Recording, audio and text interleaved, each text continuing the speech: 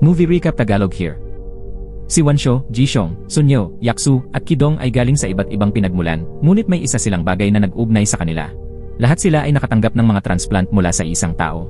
Kasabay ng kanilang paggaling at pagbuti ng kalusugan, nakatanggap din sila ng hindi inaasahang mga kapangyarihang sobrenatural. Natuklasan nilang 5 ang tungkol sa isa't isa at bumuo sila ng isang koponan. Dahil sa pagkakaiba ng kanilang ugali, madalas silang mag-away at hindi nawawala ang mga aksidente. Samantala, si Yang Chun, pinuno ng isang huwad na relihiyon, ay nakatanggap ng pancreas transplant at nagkaroon din ng kakaibang kapangyarihan. Lumalabas siya upang hanapin ang iba pang mga nakatanggap ng transplant para matupad ang kanyang pangarap na maging ganap na nilalang. Nagsisimula ang palabas sa isang ambulansyang mabilis na tumatakbo sa kalsada, pilit na inililigtas ang buhay ng isang binatang nagtangkang lumipad. Ngunit pagdating niya sa ospital, huli na ang lahat. Patay na siya. Naguguluhan ang mga doktor. Bakit gagawin yon ng isang batang malakas at malusog? Sinuri nila ang kanyang katawan at napansin na buo ang lahat ng kanyang mga laman loob at napakalakas ng kanyang pangangatawan. Natuklasan din nila na wala siyang pamilya o kamag-anak na maaaring mag-angkin sa kanya. Kaya gumawa sila ng desisyon. Dapat gamitin ang kanyang katawan upang makaligtas ang iba. Inalis nila ang kanyang mga organo at idinonate sa mga nangangailangan. Sa kabuuan, 6 na organo ang kinuha, ang pinakamarami na maaaring idonate mula sa katawan ng tao. Isinagawa ang mga operasyon at pagod na pagod ang buong team habang iniisip pa rin kung bakit napakabuo at matibay ng kanyang katawan. Napakatatag ng pangangatawan ng lalaki na kahit mga bistor ay nababasag habang inooperahan siya. Biglang, isang nurse ang tumakbo palabas mula sa operating room, sumisigaw sa takot. Agad na bumalik ang mga doktor at staff at nadatnan ang silid na magulo. Ang katawan ng lalaki ay unti-unting naglalaho sa ilalim ng isang kumot ng ospital at ang isang tattoo sa kanyang braso ay unti-unting nawawala. Nanginig ang lahat sa nakita nila. Naniniwala silang nakakita sila ng multo at nagsitakbuhan palabas ng silid sa takot. Makalipas ang isang linggo, makikilala natin ang isang magandang dalaga na si Wansho na nagpapagaling sa ospital kasama ang kanyang ama. Doon natin malalaman na natanggap niya ang puso ng misteryosong binata. Laking gulat ng doktor na wala siyang nararamdamang sakit. Karaniwan, pagkatapos ng heart transplant, ang katawan ay dapat may reaksyon o sakit dahil sa pagtanggi, ngunit sinabi niya na pakiramdam niya ay napakaganda, mas maganda pa kaysa dati. Dahil walang sintomas o problema, pinayagan na siyang makalabas. Tuwang-tuwa si Wansho at nagtungo sa isang restaurant kasama ang kanyang ama upang magdiwang. Habang kumakain, nagulat ang kanyang ama sa lumakas na gana nito. Napansin din niya ang kakaibang tattoo sa kanyang braso. Sabi ni Wansho, lumitaw iyon pagkatapos ng operasyon at inakala niyang normal na epekto lang, marahil ginawa ng mga doktor habang siya ay inooperahan, kaya hindi na niya ito gaanong pinansin. Pagkatapos ay sinabi niya sa kanyang ama na gusto niyang bumalik sa pagsasanay sa boxing dahil pangarap niyang maging isang Olympic champion, ngunit tumanggi ang kanyang ama. Napaiyak ito, pinaalalahanan siya na parehong namatay ang kanyang ina at lola dahil sa sakit sa puso at takot siyang mangyari rin iyon kay Wansho. Pumayag si Wansho na huminto para lamang hindi masaktan ang ama. Makalipas ang ilang araw, sumama siya sa kanyang ama sa kanilang boxing gym kung saan siya ay nagtuturo sa mga bata. Pinagmamasdan niya mula sa gilid ng ring, dismayado dahil hindi na siya maaaring magboxing. Binigyan siya ng kanyang ama ng pera para sa taxi at sinabing umuwi na siya mag-isa. Habang nagbibihis ang ama, napansin ni Wansho ang isang batang nag-ensayo mag-isa. Nagdesisyon siyang magpakitang gilas habang hindi nakatingin ang kanyang ama.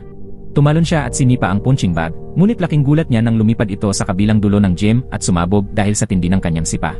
Nagmadaling pumasok ang ama matapos marinig ang ingay. Kinabahan si Wansho at mabilis na itinuro ang bata, kunwari ito ang may gawa. Wow, ang galing ng batang ito. Siguradong may maliwanag siyang kinabukasan. Sabi niya bago mabilis na tumakbo palayo, takot na baka mabuking siya.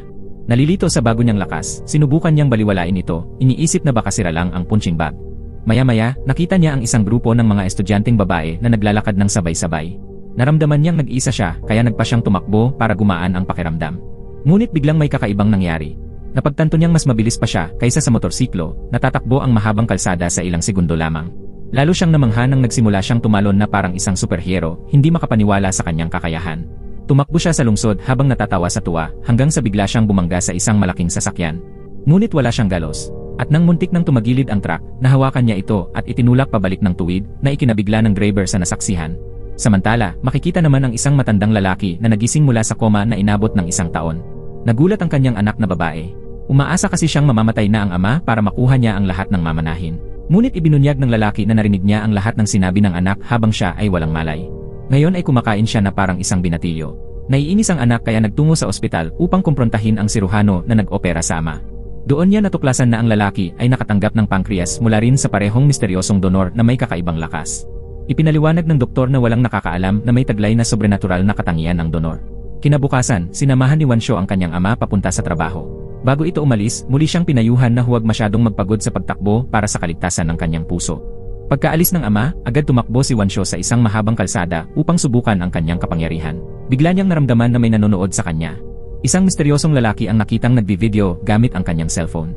Nang lapitan niya ito, nagtago ang lalaki. Ngunit nahuli pa rin niya. Inakala niyang manyakis ito kaya't hinawakan niya ng mahigpit ang mga braso, halos mabali. Ngunit laking gulat niya nang makita niyang mayroon din itong parehong tattoo sa braso gaya ng kanya. Nabigla siya at agad itong binitiwan. Nag-usat sila at nakiusap ang lalaki na huwag sabihin sa kanyang ama. Tinanong niya tungkol sa kapangyarihan nito. Ipinaliwanag ng lalaki na natanggap niya ang baga ng misteryosong donor at kaya niyang kontrolin ang hangin. Bilang patunay, huminga siya ng malalim at ibinuga, nagdulot ng napakalakas na bugso ng hangin na halos sumira sa lahat ng bagay sa paligid. Namangha si Wansho. Sinabi ng lalaki sa kanya na may 4 pa silang katulad dahil 6 na organo ang nadonate. 2 na tayo. Ibig sabihin, may 4 pa na nasa labas, wika nito. Hiniling niya kay Wansho na tulungan siyang hanapin ang iba pa at bumuo ng isang koponan. Samantala, ipinakilala ang isang gwapong binata na kumpiyansang naglalakad sa mga lansangan. Siya ang nakatanggap ng mga mata ng superhuman. Ngayon, kaya niyang makita ang enerhiya, mag-hack ng mga sistema, at kumuha ng anumang impormasyon na gusto niya, mas mahusay pa kaysa sa pinakamahusay na hacker. Sa isang kumpas ng kanyang daliri, kaya niyang ma-access ang lahat. Ginamit niya ang kanyang kapangyarihan upang yumaman, nagsusugal at laging nananalo, bumibili ng mamahaling damit, at namumuhay ng buhay na pinapangarap niya. Maya-maya, nagpasya si Wansho at ang lalaking may kapangyarihan sa hangin na sumali sa Olympics, umaasang makilala ang iba pang nakatanggap ng organo na may kakaibang kakayahan. Dahil maraming atleta sa paliksahang ito ang dumaan din sa transplant. Madali namang nanalo si Wansho sa karera at kinuha ang unang pwesto. Nag-iyawan ang mga tao. Habang nagpapahinga at pinapanood ang ibang mga kalahok, may lumapit na mabait na babae, nag-aalok ng libreng juice. Sinabi nitong nagkaroon siya ng kidney transplant. Pinaghinalaan siya ng lalaki na baka isa rin siyang superhuman. Tiningnan niya ang mga braso nito, ngunit wala siyang nakita, kaya nagsimula na silang umalis. Ngunit nang yumuko ang babae, napansin niya ang isang tattoo sa kanyang likod. Napagtanto nilang kabilang din siya sa kanila. Umupo sila at nakipag-usat sa babae, ngunit wala itong alam tungkol sa kanyang mga kapangyarihan. Muling nagpakitang gilas ang lalaki, pinasabog ang mga upuan at mesa gamit ang kanyang hininga. Namangha ang babae. Tinanong siya ni Wansho kung napansin niya ang anumang pagbabago matapos ang operasyon. Nag-isip ang babae sandali at nagsabi, naging makinis ang balat ko, at ngayon ay tila nabibighani ang lahat sa aking kagandahan. Nainis si Wansho. Sigurado siyang mayroon din siyang kakaibang kapangyarihan, ngunit hanggang ngayon, hindi pa niya alam kung ano yon. Habang nag-uusap sila, biglang dumating ang gwapong binata. Sa isang kumpas ng kanyang kamay, pinatay niya ang mga ilaw at nagpapatugtog ng musika. Gamit ang kanyang kapangyarihan, inhack niya ang lahat ng kanilang mga cellphone at inilabas ang mga personal na impormasyon na hindi dapat malaman ng iba. Halimbawa, sinabi niya, si Wansho, hindi kailanman pumapalya sa panonood ng video mula sa YouTube channel. At pati ang mabait na babae, naka-on ang notification bell, ibig sabihin, tagahanga rin siya. Bago pa niya mabunyag ang sikreto ng misteryosong lalaki, na tinawag niyang traitor, dahil hindi raw ito sumusubaybay sa channel, agad siyang pinigilan ni Wansho at nagmakaawang tumigil. Nangako naman ang lalaki na magsusubscribe at maglalike agad. Pumalakpak ang mabait na babae at hiniling na gawing pinuno ang gwapong binata, ngunit nagselos ang misteryosong lalaki. Tumanggi ito at nagtanong, bakit siya ang magiging pinuno?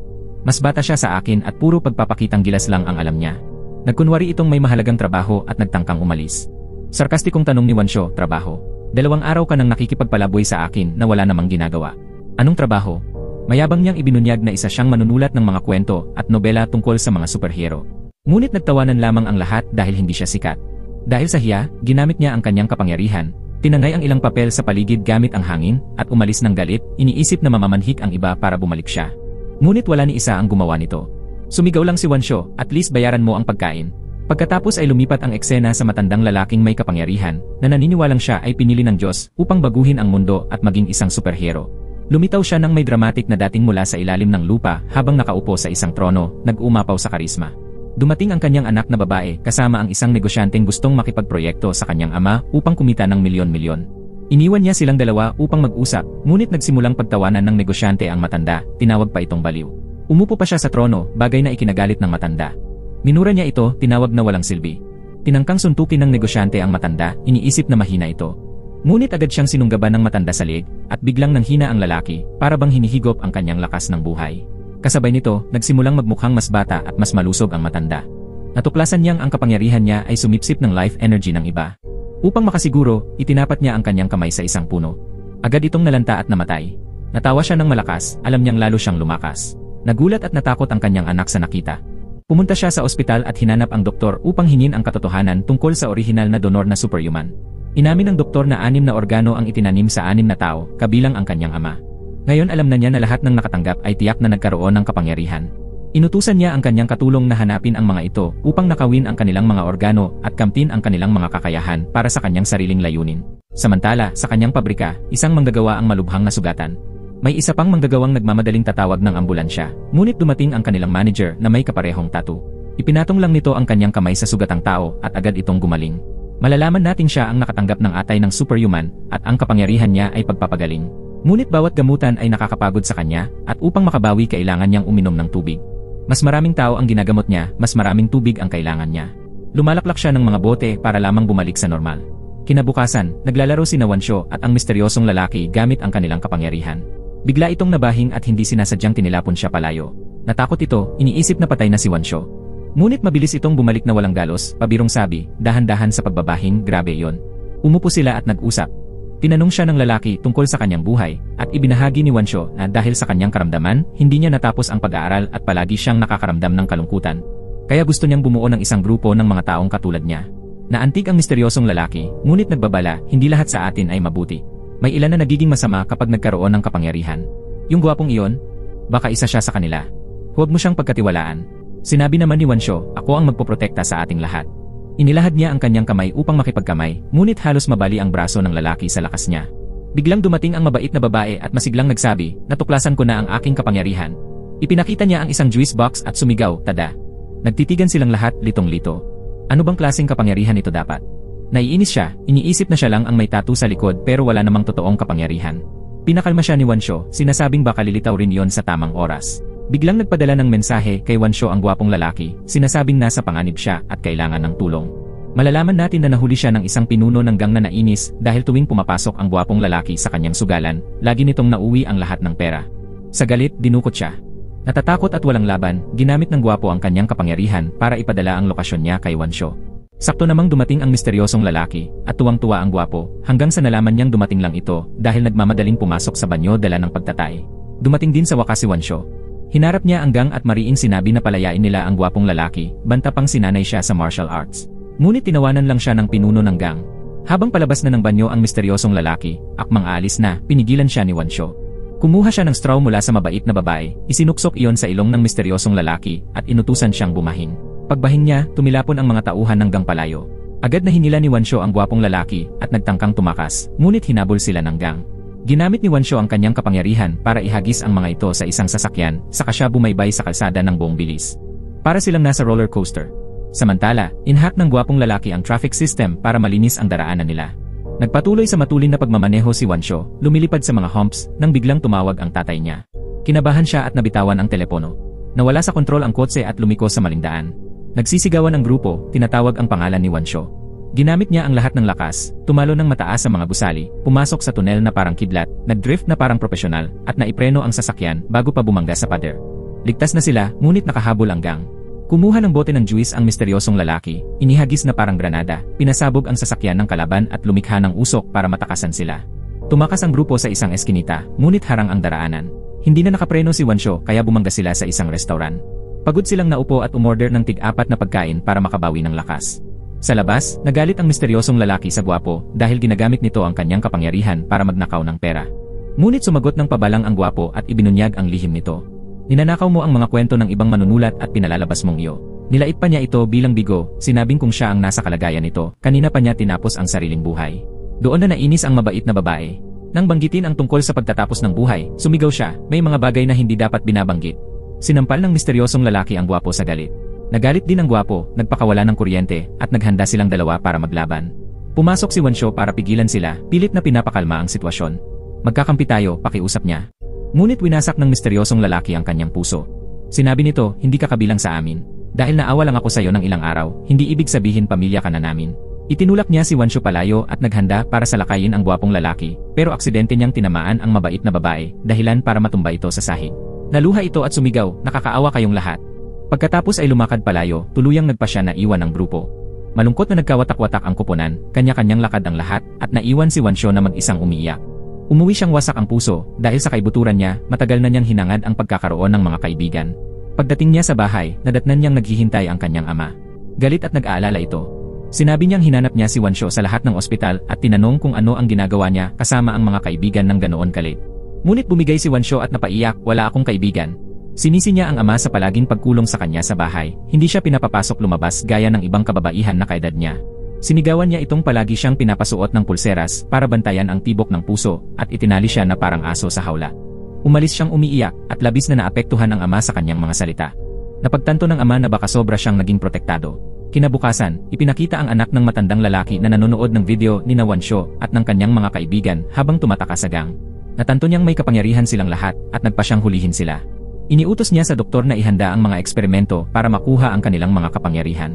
Samantala, muling nakipagkita si Wansho sa misteryosong lalaki at hiniling na bumalik ito sa koponan para habulin ang masamang superhuman, ngunit tumanggi ito. Sinabi nitong nagpasya na siyang lisanin ang lungsod at hindi na muling gagamitin ang kanyang kapangyarihan upang manatiling nakatago. Humingi siya ng tawad sa mga sinabi niya kagabi at ipinaliwanag, hindi ako nagnanakaw ng mga kwento. Sinulat namin yon ng isang kaibigan pero ipinagkanulo niya ako at ninakaw ang lahat. Nagpaalaman sila at tuluyang lumakad palayo ang misteryosong lalaki. Bumalik si Wansho sa natitirang miyembro ng koponan at ibinalita ang malungkot na balita, opisyal nang iniwan ng misteryosong lalaki ang grupo. Sa parehong oras, isang malakas na pagsabog ang yumanig sa pabrika. Nagtakbuhan palabas ang mga manggagawa maliban sa isa na naipit sa loob. Sinubukan siyang abutin ng manggagamot ngunit hindi makalusot sa guho. Nakita ni Wansho at ng kanyang koponan ang sakuna at nagmadaling tumulong. Sinubukan ni Wansho na muling i-message ang misteryosong lalaki ngunit hindi ito sumagot. Nagpasya silang tumuloy kahit wala siya. Biglang sumabog ulit ngunit dumating ang mga bayani sakto sa oras. Ginamit ni Wansho ang kanyang lakas upang durugin ang panlabas na pinto sa isang hampas lang. Habang papalapit na siyang wasakin ang bakal na gate, dumating ang gwapong lalaki at nagsabi, "Ako na ang bahala rito." Pumitik siya, inhack ang security system at binuksan ang gate. Namangha ang manggagamot na pagtanto niyang lahat sila ay may kapangyarihan katulad niya. Ngunit napuno ng usok ang lugar, nabulag silang lahat. At bigla, mula sa kawalan, muling nagbalik ang misteryosong lalaki. Tuwang-tuwa ang grupo nang makita siya. Lumakad siyang may kumpiyansa, handang tumulong. Inakala nilang siya ang magliligtas sa natrap na manggagawa, pero bigla siyang lumabas ulit at nagsabi, "Ang dilim. Wala akong makita." Sumabat ang gwapong lalaki, "Sundin mo na lang ang mga tagubilin ko.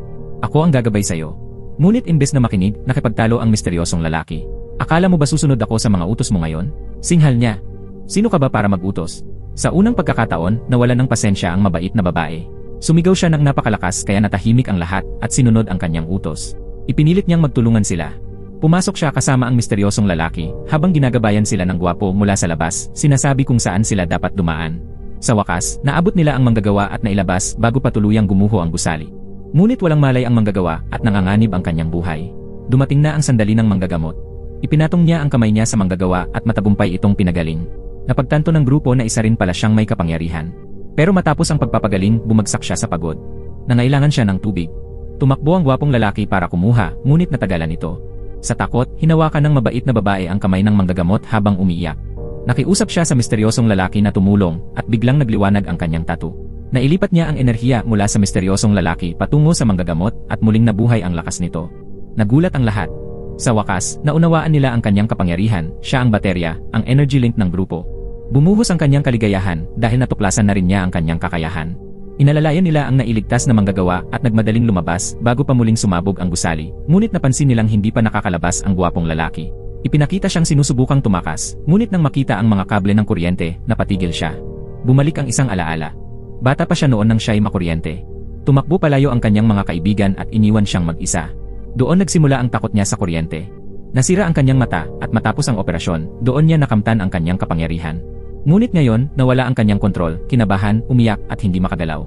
Nag-aalala ang koponan at gustong sagipin siya, ngunit ang misteryosong lalaki ang nagbuwis ng sarili. Pumasok siya sa gusaling puno ng usok, pinawi ito, natagpuan ng gwapong lalaki, at hinila palabas bago pa ito mabulunan. Nakataka sila eksakto bago pa sumabog muli.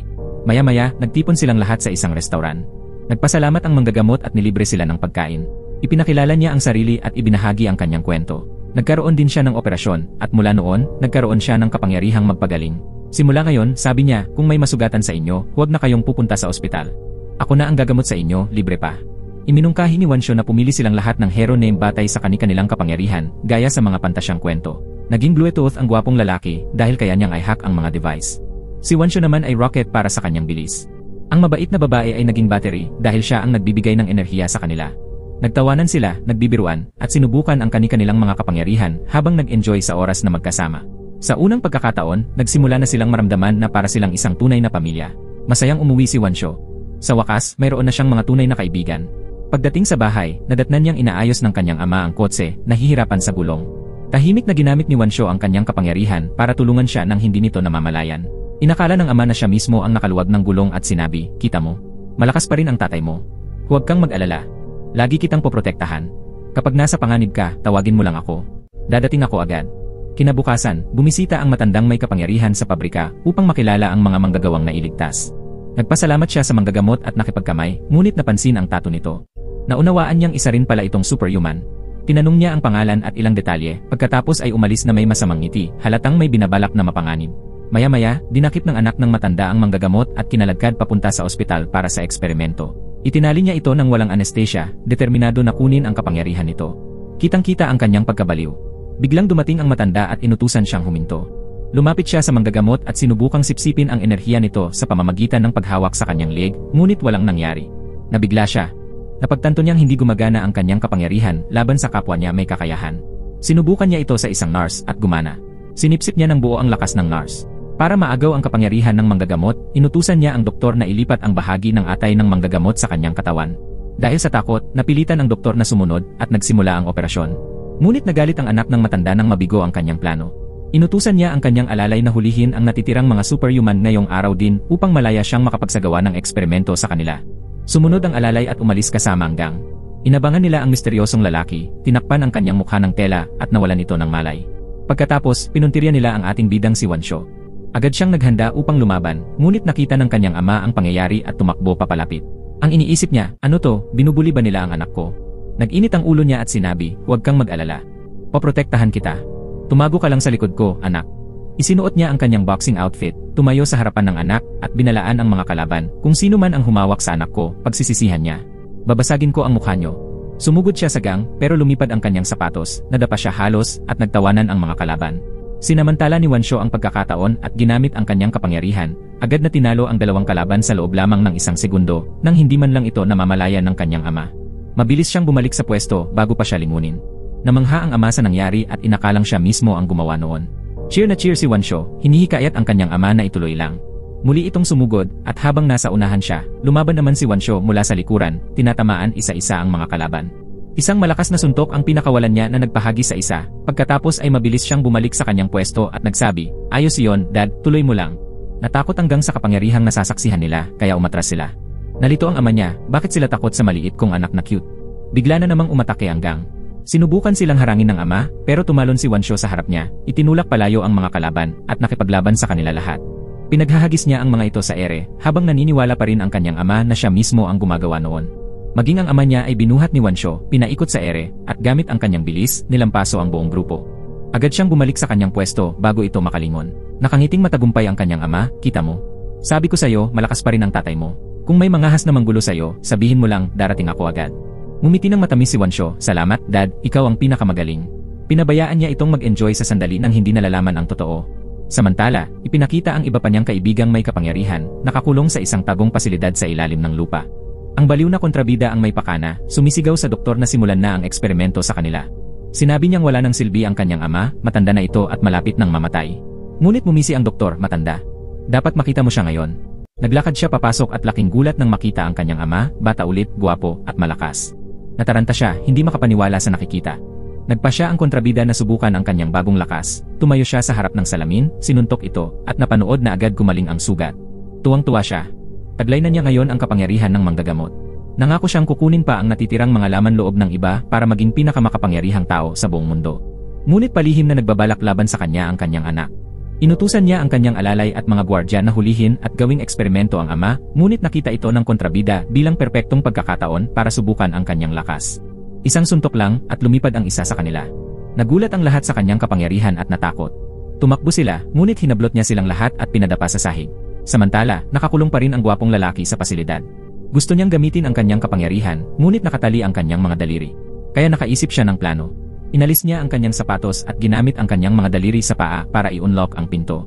Naging matagumpay siya at tuwang-tuwa. Ngunit biglang pumasok ang mga nurse at naabutan siya. Bago siya umalis, mabilis niyang binuksan ang pinto para palayain ang iba pang mga superhuman at nagpadala ng mensahe kay Wansho na iligtas sila. Nagulat si Wansho. Nasa panganib silang lahat. Akmang tatakbo na siya, ngunit nakita siya ng kanyang ama at nagsabi, "Matagal ko nang alam ang lahat, anak." Nakakagulat na twist. Hindi pala siya inosente. Niyakap niya ito ng mahigpit, iniisip na mahina at inaapi siya. Naging emosyonal siya at sinabi, natuto siya ng boxing para ipagtanggol ang sarili. Nangako siya, palagi kitang poprotektahan. Sabihin mo lang kung sino ang nambuli sa'yo. Napagtanto ni Wansho na nabubuhay siya sa sarili niyang mundo at naisipang gamitin iyon sa kanyang pabor. Nagsinungaling siya at sinabi, dinukot ng mga bully ang mga kaibigan ko. Nagalit ang ama niya. Sasama ko sa'yo, sabi nito. Sumakay sila agad sa kotse at nagmadaling sumagip. Samantala, naghahanda ang doktor na operahan ang gwapong lalaki, balak ilipat ang kanyang kornea sa kontrabida. Umiyak ang gwapo at nagmakaawa, kunin niyo na lang ang buhay ko, huwag lang ang paningin ko. Pero walang nakinig. Nagsimula ang operasyon, ngunit nagising siya sa kalagitnaan, kaya isang kornea lang ang nakuha. Ang isa ay nanatiling buo. Tuwa ang kontrabida kahit isa lang, at agad niya itong ginamit. Napagtanto niyang kaya na niyang kontrolin ang enerhiya at mga kagamitan. Nagising ang gwapo na may benda sa mata at puno ng sakit. Sa tabi niya, hawak ang kamay niya ng manggagamot na ngayoy matanda at mahina. Ipinaliwanag nito ang lahat, kinuha ng kontrabida ang kanyang kapangyarihan, sinipsip ang kanyang kabataan, at ngayon siya ay mahina na. Ginamit niya ang huling lakas para subukang pagalingin ang mata ng gwapo, sa kanawalan ng malay. Maya-maya, nagdaos ng ingrandeng pagpupulong ang kontrabida para sa kanyang mga tagasunod, nakaupo sa trono. Nang makita siya, hindi siya nakilala dahil sa kanyang kabataang anyo. Inakala nilang manloloko lang siya. Para patunayan ang sarili, lumipad siya, tumalo ng mataas, at winasak ang bahagi ng pader gamit ang kanyang mga kamay. Pero imbes na mamangha sila, natakot sila. Kaya nagbago siya ng taktika. Lumapit siya sa isang paralisadong lalaki at pinagaling ito, kaya nakalakad muli. Lumapit din siya sa isang ina na may sakit na anak at sinipsip ang sakit, kaya gumaling ito. Sa huli, isang lalaking may matinding paso ang humamon sa kanya.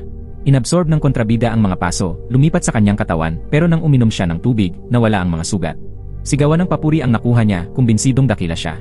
Noon mismo dumating si Wansho at ang kanyang ama. Naramdaman ng kontrabida ang kanilang presensya, at kunwari isinalubong sila bilang mga tagahanga na para bang nandoon lang siya para makilala ang ama. Ngunit ang totoo, balak niyang sipsipin ang lakas buhay nito. Napansin ni Wansho ang tattoo sa kanyang braso at narealize niyang siya ang masamang superhuman. Sinugod niya ito at pinilay ang braso. Ngunit kalmado lang itong uminom ng tubig, ginamit ang kapangyarihan ng manggagamot at agad na gumaling. Nagalit siya at binalaan si Wansho, pagsisisihan mo ito. Ibigay mo sa akin ang puso mo o kukunin ko ito mismo. Mabilis siyang sumagot, puso. Wala kang ang puso. Nang mapagtanto ng ama niya na ito ang nambubuli, agad siyang sumugod para ipagtanggol ang anak.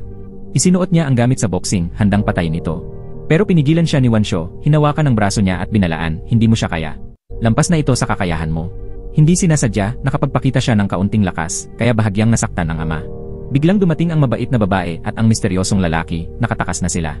Natuwa silang makita si Wansho at sinigurado sa kanya na ayos lang sila. Ipinakilala nila ang kanilang sarili sa kanyang ama bilang mga kaibigan niya. Nagitngit ang kontrabida. Hindi siya pinapansin. Ipinakita niyang kaya na niyang sumipsip ng kapangyarihan ng iba, ibig sabihin, nakuha na niya ang kapangyarihan ng manggagamot at ng gwapong lalaki. Nataranta ang grupo. Dalawa na ang hawak niyang kakayahan. Ang ama ni Wansho, na hindi pa rin alam kung sino ang kalaban, sumugod sa kanya. Ngunit itinapon lang siya ng kontrabida na parang basahan.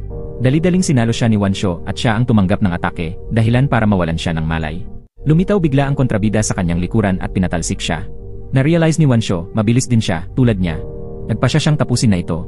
Naglaban sila ng brutal, nagpapalitan ng mga suntok at sipa, yumanig ang paligid sa lakas nila. Halos hindi makapirmi sa lupa ang iba. Tinadyakan ni Wansho ang kontrabida pataas, ngunit nasalag nito ang susunod na tira at inihampas siya sa pader. Pero hindi siya sumuko. Tinadyakan niya ulit ito at napalipad. Nasukol niya ito at tinanong, ano bang napala mo sa lahat ng ito? Pagkatapos, sunod-sunod na pinagsusuntok ng mabilis at tumpak. Ngunit sa kanyang hilakbot, ginamit ng kontrabida ang kapangyarihan ng manggagamot para maghilom habang lumalaban. Hinawakan nito ang kanyang binti, inihagis siya sa ere, at ibinagsak ng malakas. Lumapit siya para tapusin na si Wansho, pero biglang hinawakan ng misteryosong lalaki ang kamay ng mabait na babae, humiling na bigyan siya ng lakas. Humihip siya ng malakas na hangin at napaatras ang kontrabida, nagbigay ng kaunting oras. Sinamantala ng mabait na babae ang pagkakataon. Hinawakan niya ang kamay ni Wansho at ipinasa ang enerhiya niya para ibalik ang lakas nito. Gumana. Nagising si Wansho. Ngunit biglang ginamit ng kontrabida ang kapangyarihan ng gwapong lalaki. Pinatay niya ang paligid at biglang naglaho. Sa isang kisap mata, lumitaw siya sa likuran nila at sinuntok si Wansho, kaya napalipad muli ito. Tinalo niya ang misteryosong lalaki gamit lang ang isang tapik ng daliri, ibinagsak ito sa lupa. Ayaw pa niyang patayin sila. Gusto niyang sipsipin ang kanilang lakas buhay. Lumapit siya sa mabait na babae, nanginginig ito sa takot, iniisip na tatapusin na ang buhay niya. Pero na-realize ng kontrabida, siya ang susi. Siya ang makakapaglipat ng kapangyarihan ng walang operasyon o makakapasa ng kapangyarihan sa iba. Natakot siya roon kaya umurong. Nagpasya siyang gagamitin ito mula ngayon para sa kanyang sariling kapakinabangan. Binalaan niya ito, gawin mo ang inuutos ko o papatayin ko ang mga kaibigan mo sa harap mo. Bigla namang dumating ang gwapong lalaki at ang manggagamot. Ginamit ng gwapo ang kanyang sugatang mata para makagambala sa kontrabida, sapat para makaagaw ng oras. Mula sa likuran, sinugod ni Wansho at ibinigay ang isang malakas na suntok, pinatalsik ang kontrabida diretsyo sa kanyang trono. Nagkaisa ang mga bayani. Hinawakan ng mabait na babae ang kanilang mga kamay at ipinasa ang enerhiya sa manggagamot. Pinagaling niya ang misteryosong lalaki, na agad na tumindig at hinarap ang kontrabida. Pinagsama niya ang lakas kay Wansho, humipa ng malakas na hangin para itulak siya paitaas patungo sa kalaban. Tinira siya ni Wansho ng headbutt, winasak silang pareho sa pader. Nagkaisa ang mga kaibigan para tumulong. Isa-isa nilang hinawakan ang kamay ng mabait na babae upang magbahagi ng enerhiya. Sama-sama nilang pinabagsak ang kisem, bumagsak ito diretsyo sa kontrabida. Nagdiwang sila, akala nila natalo na nila ito. Pero hindi na kinaya ng gusali. Nagsimulang gumuho. Bigla, mula sa guho, lumabas ang kontrabida. Hinawakan niya ang isang tangke ng tubig at nilaklak ang bawat patak, lubusang gumaling at naging mas malakas pa. Galit na galit, sinunggaban niya ang misteryosong lalaki sa leeg, ibinagsak at nawalan ito ng malay. Sinubukang umatake si Wansho mula sa likod pero naramdaman niya ito at sinakal siya. Pagkatapos, tinira siya ng malakas na suntok sa tiyan, dahilan para bumuga siya ng dugo. Bumagsak siya ng matindi. Nagsimulang kumupas ang kanyang tattoo, hudyat na malapit na siyang mamatay. Nang hina ang mabait na babae, iniisip na wala na si Wansho. Sinubukan niyang iligtas ito pero humarang ang kontrabida at nagbanta, ibigay mo sa akin ang kapangyarihan mo o tatapusin ko silang lahat. Wasak ang kanyang damdamin, pumayag siya. Hinawakan niya ang kamay ng kontrabida, puno ng kawalan ng pag-asa. Pero sa lihim, may matalinong plano siya. Sa halip na bigyan siya ng lakas, sinipsip niya ang kanya at ipinasa yon kay Wansho, muling binuhay siya. Muling tumayo si Wansho, mas malakas kaysa dati. Sumugod siya at tinira ang kontrabida ng isang suntok na yumanig sa buong silid. Ngayon, totoong nasasaktan ito sa mga atake niya. Pinatalsik niya ito sa ere at walang tigil na sinundan ng sunod-sunod na malalakas na tira, hindi binigyan ng oras para maghilom. Inihagis niya ito sa electrical grid, lalo pang nanghina. Sinubukan itong lumaban, pero iniwasan niya ang bawat atake gamit ang kanyang bilis. Akala mo isa lang akong inosenteng dalagita, mariin niyang sabi. Pero malupit ako at hindi kailanman nananahimik. Isa pang malakas na suntok ang pinakawalan niya, pinatalsik ulit ito. Humawak ito ng dalawang bakal na rod at tinangkang saksakin siya. Natawa lang si Wansho. Iyan ba ang sakit? Para lang kiniliti ako. Hinawakan niya ang mga rod at binali na parang maliliit na sanga. Gamit ang kanyang kakayahan sa boxing at super lakas, pinakawalan niya ang isang buhos ng mga suntok at sipa, tuluyang binasag ang kontrabida. Nagdiwang ang kanyang mga kaibigan. Mukhang tuluyan na nila itong tinalo. Pero biglang yumanig ang paligid. Napagtanto nila na hindi matatag ang kuryente. Malapit nang sumabog. Ang gwapong lalaki, natakot sa kuryente, nag-ipon ng tapang. Hinawakan niya ang kamay ng mabait na babae at ng manggagamot at inipon ang kanilang enerhiya sa kanyang sugatang mata. Sa wakas, nalampasan niya ang kanyang takot, tumayo sa gitna ng kuryenteng nagwawala, at sinipsip ang lahat ng enerhiya, dahilan para mawalan ng kuryente ang buong syudad. Pero ibinalik niya ito kaagad. Ngayon, dumadaloy sa kanya ang isang anyo ng enerhiyang kayang mag-renew. Sa unang pagkakataon, kinilala siya ng misteryosong lalaki, nakipagkamay at nagsabi, ipinagmamalaki kita. Natapos ang alitan nila. Nagbuo ng bilog ang mga bayani, magkahawak kamay, at nagsimulang gamutin ang isa't isa. Pero biglang nagising ang kontrabida at hinawakan ang kanilang mga kamay. Sinubukan niyang sipsipin ang kanilang lakas buhay. Halos magtagumpay na siya, hanggang sa sumigaw si Wansho, "Tatay, tulungan mo kami." Dumating ang ama niya na parang superhero, lumipad at biglang umatake, pinatalsik ang kontrabida. Hindi makapaniwala ang lahat. May kapangyarihan ba siya? Niyakap niya si Wansho, humihingi ng tawad na hindi niya ito na ipagtanggol noon. Hinawakan muli ni Wansho ang mga kamay ng kanyang mga kakampi, at muling bumalik ang kanilang mga kapangyarihan.